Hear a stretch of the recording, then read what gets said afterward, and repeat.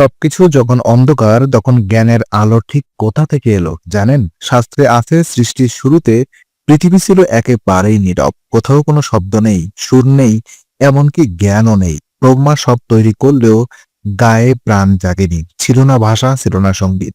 এই শূন্যতা অনুভব করেই ব্রহ্মা ধ্যানে বসেন। তার চিন্তা, শক্তি আর ধ্যান মিলেই একদিন জন্ম নেন দেবী সরস্বতী। তিনি সাদা কাপড় পরেন, যেটা পবিত্রতার চিহ্ন, হাতে বীণা, হাতে বই, দুটোই আবার জ্ঞান আর বিদ্যার প্রতীক।